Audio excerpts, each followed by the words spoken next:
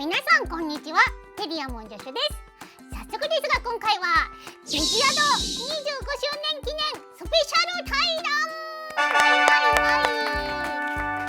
はい、今日はですね、デジモンファン必見の回でございますよ。皆さん、僕がインタビュアーになってテレビアニメデジモンアドベンチャーの制作秘話を聞いちゃいます。デジアド展ではね、ちょっと楽しみすぎちゃってね、なんかね、魂がねもう躍動しちゃってたんですよ。ただのデジモンオタクみたいになってしまったんですよ。それではゲストの方をお呼びします。スペシャルゲスト、角堂博之さんです。はい、角堂博之です。よろしくお願いします。お願いします。角堂さんはですね、テレビアニメデジモンアドベンチャーなどでシリーズディレクターを務めたとんでもなくすごい人、我々デジモン界の神でございます。簡単に言うと監督です。デジモン大好きな僕がですね、ファンの代表として角堂さんにいっぱい質問させていただくんですけれども、デジモンのことを知らない人もいるかもしれないので、ちょっとデジモンについて先に説明させていただいてもいいですか？はい、よろしくお願いします。デジモンは1997年にバンダイからモンスターを育てる携帯ゲームデジタルモンスターとして発売されました。1999年に3月の6日なんですね劇場版デジモンアドベンチャーが、その翌日からテレビアニメデジモンアドベンチャー、通称デジアドが放送開始。日本だけでなく世界中で大ヒットしたんですよね。未だにファンがたくさんいる大人気コンテンツとなっております。早速みんながデジモンについて理解したところで、角堂さんの方にインタビューをさせていただきたいと思います。はい、テリアモン助手研究室。まずは25周年おめでとうございます。25年経った今でも多くのファンに愛されている今をどう感じていらっしゃいますか？これ、デジモンアドベンチャーから02でテーマズフロンティアまで4年一旦ね、はい、連続して放映して、その後4年まとめての打ち上げパーティーってのがあったんです、盛大に。はい、一応そこでの挨拶で、ここで一旦放映は終わりますが、10年後20年後にまたデジモンが続いて、でまたやることがあったら、その時また皆さんぜひ一緒にお会いしましょうっていうのをその時挨拶させてもらったんですが、本当に続いてると思いませんでした。続きました。これを本当に皆さんファンの皆さんのおかげだと思います。本当にありがとうございます。ありがとうございます。大変感謝しております。本当に世界中の方にね愛されておりますけれども、デジモンのアニメ化のお話を聞いた時どう思いました？デジモンって言われても最初なんだか分かんないんで、はい、その前にたまごっちがあったのは知ってるし、確かにたまごっちのアニメ化っていうの東映で短いのを一応やったのがあったんで、そんなものかなと思ったら、ちょっと話聞くと全然違うらしいってことが分かって、一応企画書があって、こういうものなんだっていう、そこからかな。そういう複数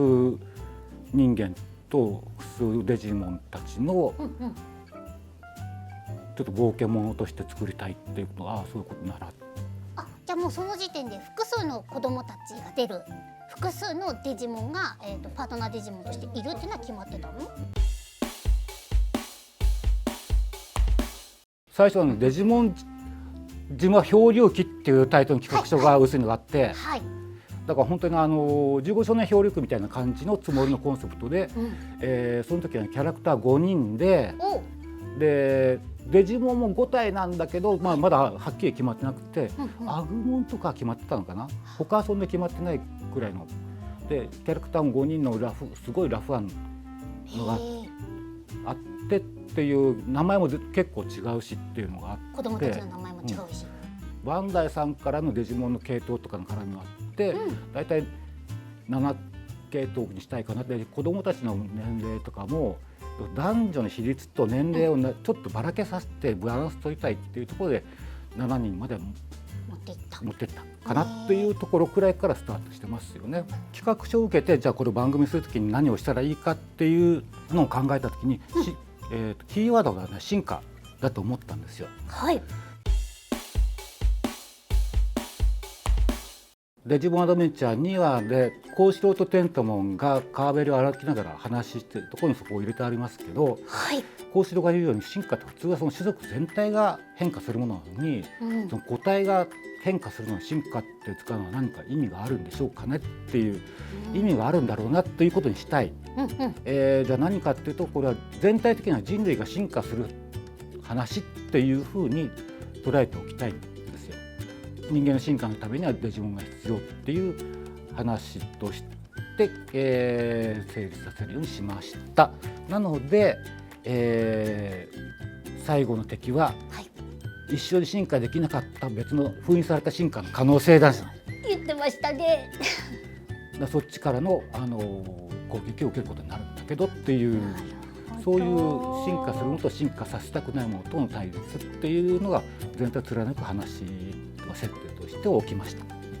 すごい素敵だなと思うのが、そのデジモンに対して人間のパートナーがいて、そのパートナーがいないとデジモンは進化できないっていう設定というかにしてるのが本当に秀逸だなと思っていたんですけど、デジモンの僕が言うのもなんですがそれやっぱ子供とセットっていうアイディアっていうのも何かもともとゲームのデジタルモンスター自体は子供がこうやって振らなって成長させないと進化できないものじゃない。そのままで勝手に成長とか進化できるものじゃないんだから、あくまで人間と一緒にことで進化するものだから、それはテレビでやるときにそれをうまくこちら側でもうちょっと大きい話としてすくい上げて、両方同じものが伝わるといいなと思ってやってることですよね。なるほど、めっちゃ良かったんだよな、その設定が。テリアモン助手研究室。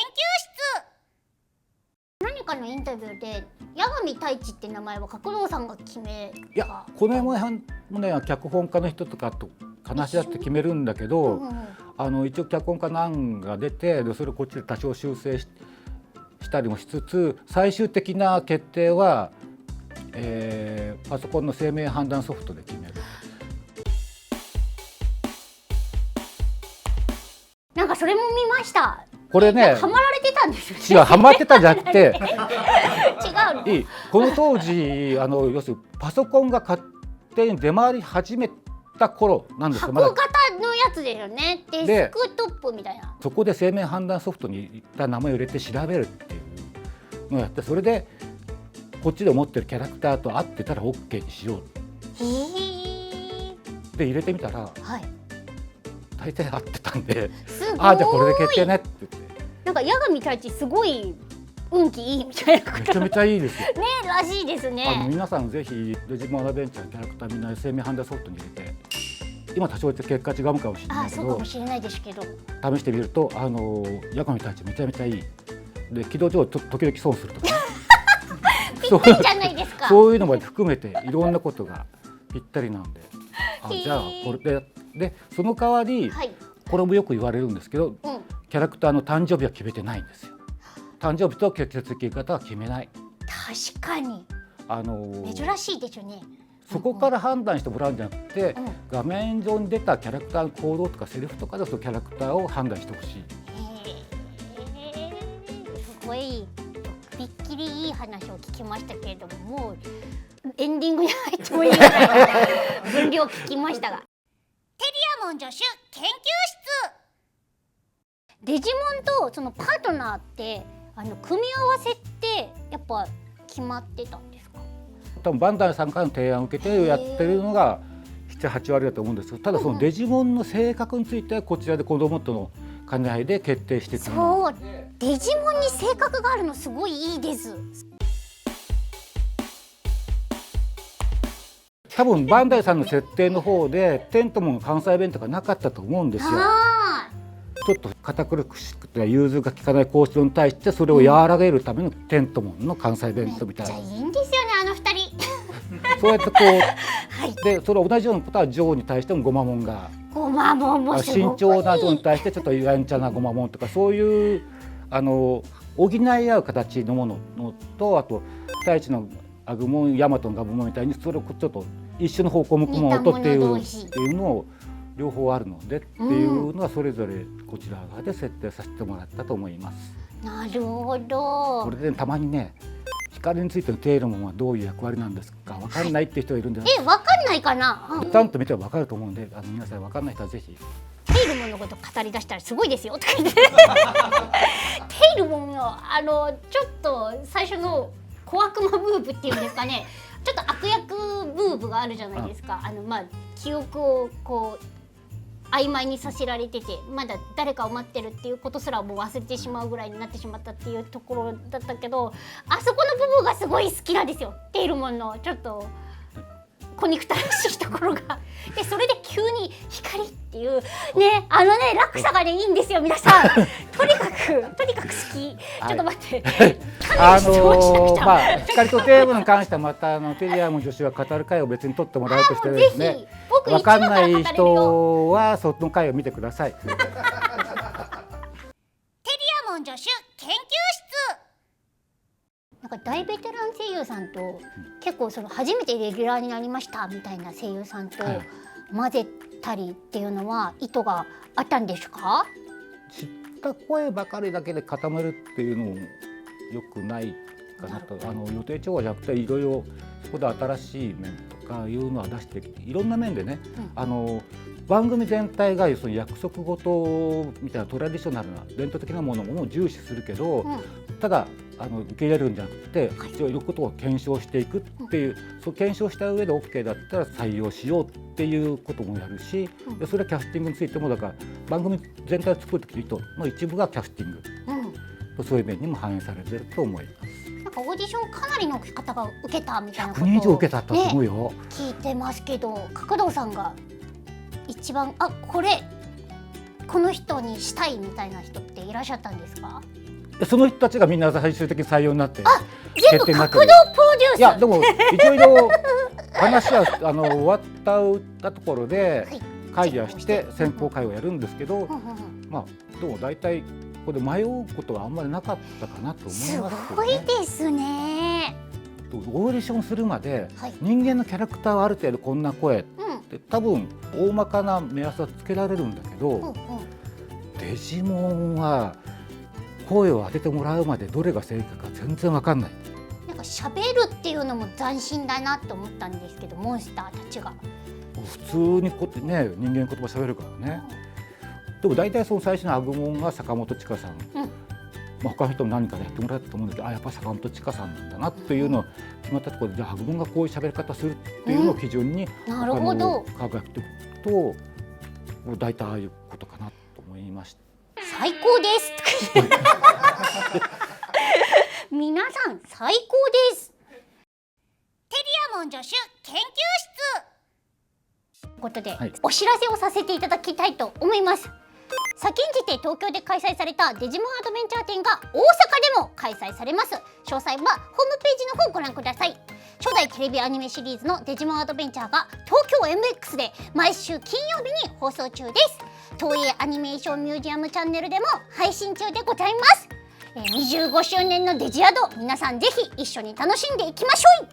チャンネル登録、高評価、コメントお願いします。あざした。はい、ありがとうございました。